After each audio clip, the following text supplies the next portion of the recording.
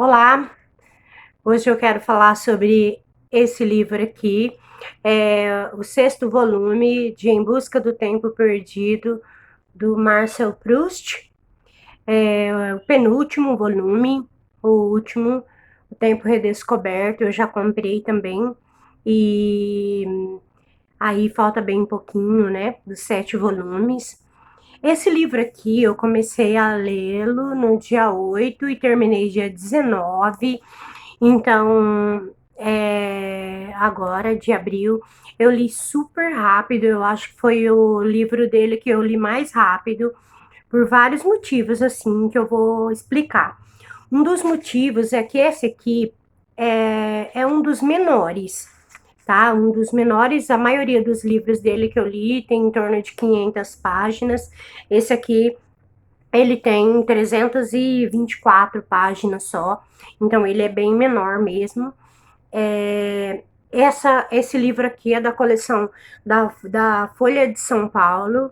Eu consegui ele num sebo, eu comprei no estante virtual, porque eu havia comprado errado. Quando eu comprei dois A Prisioneira e achando que era a Fugitiva, né? Então aí eu acabei trocando e comprei esse daqui. A tradução desse aqui, deixa eu ver se eu descubro, se eu me lembro.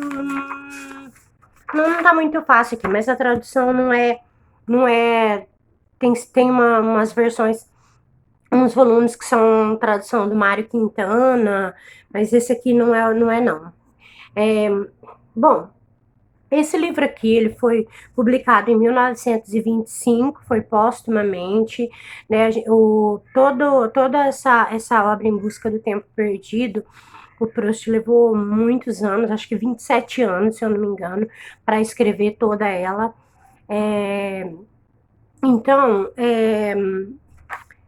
bom, então vamos lá, para a gente poder entender o enredo desse aqui, é um dos livros dele, assim, que tem mais reviravoltas que normalmente não tem, então também essa por conta de sua facilidade da leitura, porque os parágrafos não são muito longos como nos outros, ele tem parágrafos mais curtos, e também a diagramação do livro, um tamanho de letra médio e uma diagramação boa também, assim, que não ocupa todo o espaço da página. Então, por isso, a facilidade, assim, da leitura além do enredo. Bom, o que acontece aqui, a fugitiva, como eu falei no outro, parece-me assim que muitas vezes os títulos dos volumes, eles antecipam já alguma coisa, como na Prisioneira, por exemplo. Eu já sabia de antemão que a Prisioneira seria a Albertine. Então vamos lá, o narrador aqui, que não tem nome, a gente não sabe quem é, na verdade acho que aparece o nome Marcel uma única vez, mas eu fiz uma pesquisa que não se sabe exatamente, né? Não é Marcel, ele não tem nome, ele é um narrador anônimo. E então vai contar desde a infância dele em Combré e aí até vai passando, ele vai repassando, vai é, contando toda a vida dele. É, aqui a gente tem também Em Busca do Tempo Perdido, na verdade, em francês o nome é recherche, e na verdade recherche em francês ele é mais como o busca de pesquisa. Então, como se ele estivesse pesquisando esse tempo perdido. Mas assim, não dá para. Eu não pretendo dar conta assim, de uma análise muito aprofundada, porque nem tenho condições, né? Eu faço as minhas leituras mais por prazer mesmo, então somente as minhas impressões, tá? Então, assim, quando no primeiro volume, que ele vai contar, então, lá no Caminho de Suan, então é assim, no Caminho de Suan, porque a casa dele em Combré sai por dois caminhos. Então, um caminho é onde é a casa de Suan, e o outro caminho é o caminho de Guermantes, que daí é o outro volume. E o que acontece, então, é que no caso do Suan, o Suan, ele era um burguês, ele tinha muito dinheiro, mas ele não era aristocrata. E no caso, o Proust narra essa vida da aristocracia na França da época que ele escreveu, né? Então, o outro caminho, os Guermantes eram duques, né, duquesas, então eles eram da aristocracia. Então, esses dois caminhos, então tudo isso é muito simbólico, né, dos caminhos de Guermantes, caminhos de Swan, né. Então, aqui, é, o primeiro volume conta a infância dele, o segundo volume aí é A Sombra das Raparigas em Flor. E aí o que é importante é que, assim, na Sombra das Raparigas em Flor, ele conhece três moças, e depois uma dessas moças, que é a Albertine, vai morar com ele. No caso do volume anterior, ela foi morar com ele em Paris. A mãe dele estava viajando e a Albertine vai ficar com ele. E por quê? Porque, como o título do outro, que eu já fiz o vídeo e tudo, ele vai fazê-la prisioneira. A gente tem um grande problema aqui, porque a Albertine, ele desconfia que ela seja homossexual. E isso corrói, né? O corrói ao mesmo tempo em que seduz, uma espécie de fetiche, eu não sei, é tudo bem louco assim na cabeça dele, né? Mas aí, é, então a Albertine vai morar com ele, só que o volume anterior termina com ela indo embora, né? Por algum motivo, ela vai embora. E aí tudo vai passando na cabeça dele. Ela volta a morar com a tia e, e o abandona. Então, para nesse ponto, tá? Aí a fugitiva. Então, a gente já imagina que aqui, nesse volume, ela vai fugir, ele vai ficar procurando por ela. Então, aqui, esse livro ele é dividido em 4 capítulos. Então, Mágoa e Esquecimento, A Senhorita de Forteville, A Estada em Veneza e o Novo Aspecto de Robert Saint-Loup. Aí eu vou explicar um pouquinho, né, aqui o que acontece. O grande problema aqui é que depois que Albertine vai embora, ele manda esse amigo dele, que é o Robert Saint-Loup, para fazer uma oferta em dinheiro para a tia dela, uma coisa bem meio uma vileza, né, assim, uma coisa meio baixa, assim, mas ele manda oferecer dinheiro para a tia dela, porque a Albertine não tinha muitas posses, né, na cabeça dele, ela queria um casamento que desse alguma estabilidade e também status social. Então, no caso, ele manda o Robert até lá, mas o amigo dele, esse Robert Sanlu, ele não consegue. No fim, a mulher, ele não sente a oportunidade de falar, de oferecer o dinheiro para a tia e ele volta embora. E então ele não, mas ele acaba assim não desistindo, ele manda carta para ela e ele fica tentando fazer com que ela volte, ele oferece carro, fala que vai se casar com ela, oferece um monte de coisa para ela. Porém, aqui, bem no começo, já na página 70 por aí, acontece que a Albertine morre, ela sofre um acidente um acidente com um cavalo e ela morre. E agora? Né, ela morreu, umas páginas assim muito tristes mesmo, porque também ele teve a perda da avó, também foi uma passagem bem forte, bem marcante, e aqui essa perda da Albertine. Mas essa perda da Albertine, ela acarreta uma dor extra, porque ele não sabe se ela era homossexual mesmo ou não, e ele quer descobrir de todo jeito o que acontece, se ela teve relações homossexuais ou não. Então, o que acontece? Nesse tempo também acontece uma passagem bem forte, assim, bem pesada, que ele seduz uma menor e leva para casa dele, enquanto a Albertine tá lá na casa da tia dele. Bom, como ele não desiste, ele manda o Aimé, que é um outro personagem já de vários livros anteriores, ele manda esse Aimé para lá para tentar descobrir, porque ele não se conforma, mesmo que ela tenha morrido, ele não se conforma em não saber.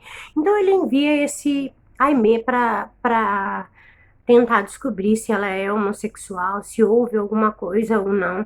Mas aí e esse Aimé descobre que ela seduzia as mocinhas camponesas, que ela que ela era uma perversa, assim, né, nesse aspecto. Mas ele não acredita, fica na cabeça dele, ah, não, pode ser mentira, pode ser que não, não sei o que. E nisso ele começa a se aproximar de uma amiga dela, uma das 3 amigas lá, que é a André, não sei pronunciar esse nome não, escreve André, acho que é André. E ele começa a se relacionar com essa André. Então, assim, ele tem uma coisa na cabeça dele, porque ele desconfia. A única amiga que ele deixava sair com ela era essa André. Então, assim, ele desconfiava que elas tinham alguma coisa, mas como ele, assim, ele vai se relacionar com ela agora. E ele começa a se relacionar com ela, mas eu creio assim mais para ele tentar descobrir. E a André nega, fala que não, que nunca, que a Albertine nunca na vida que ela era homossexual, que ela não, né, vai negar assim de toda maneira. E aí o tempo vai passando, todo esse sofrimento vai e volta, ele vai esquecendo. Aí um dia ele tá passeando e ele vê 3 moças. Engraçado, né? Isso de 3 moças, mas ele vê 3 moças. Uma das moças, ele confunde, ela dá um olhar para ele meio ambíguo e essa moça, ele pensa que é uma mulher meio assim da vida, né? Do rendezvous, né? É uma palavra em francês lá. Rendezvous, que acho que é tipo uma casa assim de. Assim, vocês entenderam, né? Tá. Aí o que acontece? Essa moça vai embora e aí ele já fica. Ele é meio assim, sabe? Ele vê uma pessoa e aquele amor à primeira vista, assim, e ele já fica doido. E aí ele começa a querer descobrir. E ele tinha acabado de publicar, de ser publicado um artigo dele no Le Figaro. Então ele volta para casa dos volta a frequentar novamente a casa dos Guermantes, mais no sentido assim de que ele quer saber, né, o que é que a repercussão assim do artigo dele. E nisso, então, ele vai encontrar, ele vai essa senhora de Forqueville, ela estava na casa dos Guermantes. E aí, então, ele vai querer saber quem é e, de toda maneira, querer saber quem que é essa moça. Na verdade, depois, então, a moça vai falar para ele, nossa, mas você não se lembra de mim? Quem era a moça? A moça era nada, ninguém menos do que a Gilbert Swan. Só que a Gilbert Swan, aí tem que contar toda a história dela, era o primeiro amor da vida dele, que ele, lá no passado, ele ainda rapazinho, assim, aí ele desiste dela, e ela, nunca mais ele falou com ela, ele nunca mais ele vou voltar a vê-la, ele nunca mais voltou a ver, ele foi se esquecendo dela. E aí, então, ele descobre que ela é a Gilbert, né? E daí o olhar que ela teve para ele foi porque ela o conhecia, na verdade, e ele não reconheceu ela, né? Bom, aí então, mas passado um tempo, aí no outro capítulo, ele vai para onde ele sempre quis ir. Ele tinha um sonho de conhecer Veneza, e ele não ia por conta da Albertine, né? Ele não queria deixá-la, morria de ciúmes e tal. E aí ele acaba indo com a mãe para Veneza. E ele vai passar esse tempo lá em Veneza.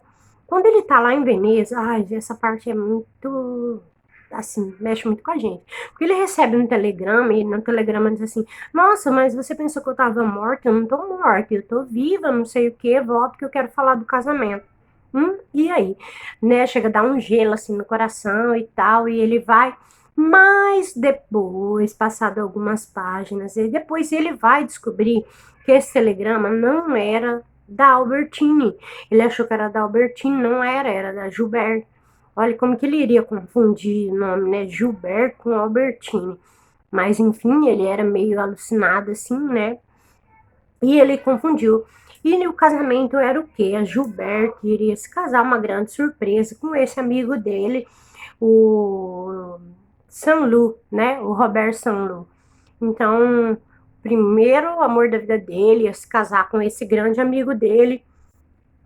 E o que acontece também é que aí no último capítulo ele vai ter uma descoberta bem estranha, que daí o tempo já passou, o Robert Sanlu já está casado há bastante tempo com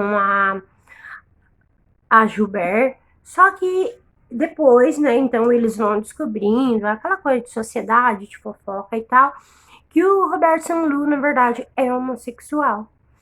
Então, essa coisa da homossexualidade, ela perpassa toda essa obra, porque o Proust, ele era homossexual, né? E, inclusive, a Albertine não na verdade, seria o aviador, que ele tinha que ele teve um caso, né? Era um homem, na verdade, o nome. Era Alberto, acho que era, não lembro o nome, não sei se era bem esse nome, mas na verdade é essa figura da Albertine. E até a própria morte, né, também. A Albertine morreu e esse amante dele também morreu, em circunstâncias bem parecidas, assim. Então, o livro tem muitos aspectos autobiográficos, né? E no caso, como então essa homossexualidade perpassa tudo, né, toda a obra, então no caso ele vai descobrir que o Robert Saint-Loup também era homossexual e ele fala assim, eu a primeira vez lá no, acho que não sei se no segundo volume lá quando ele tá em Balbec, que ele conhece o Saint-Loup, eu desconfiava que o Saint-Loup era pela forma como ele descreveu, né, a forma como afeminado, uma coisa assim. Então, e agora nesse volume ele vem e confirma isso. Mas o Robert, aí na verdade, quem é o amante do Robert? O Robert continua casado com a Gilberte, se encontrando, com aquele coisa de escândalo, não é assim? E ele. E o amante dele é nada menos do que eu não sei pronunciar, acho que é, não sei se é Morel, escreve Morel, acho que deve ser, sei lá, em francês, não sei falar. E aí, então esse Morel, eu vou falar Morel, né? Esse Morel, na verdade, era o amante do Charlot, né? E o Charlot também, né, que é outro personagem que está presente, é um personagem bem marcante eu acho que é do Caminho de Guermantes, se eu não me engano, né? Então, aí acaba, né? Acaba nesse pé, aí vai ter agora o fechamento, que é o Tempo Redescoberto. Então, não sei o que vem por aí nesse último volume. É um volume não tão grande, também um volume pequeno, assim. E aí, então, vai vir esse. Eu vou ler esse ano, daqui uns dias eu já vou terminar. Esse incrível, então, essa leitura muito transformadora, assim, que é Em Busca do Tempo Perdido, a leitura da uma vida, assim mesmo, né? Então, ao todo, acho que dependendo as edições, tem mais de 5.000 páginas, então é uma coisa, assim, absurda, uma coisa gigantesca, assim, essa obra do Marcel Proust, tá? Então, esse aqui foi um dos livros, assim, que eu mais gostei pela facilidade mesmo, os livros dele quase não tem reviravolta, assim, em enredo, e esse aqui ele teve, né? Então, é isso, tá? Então, finalizando, A Fugitiva, o sexto volume, Em Busca do Tempo Perdido, do Marcel Proust, beleza? Até mais!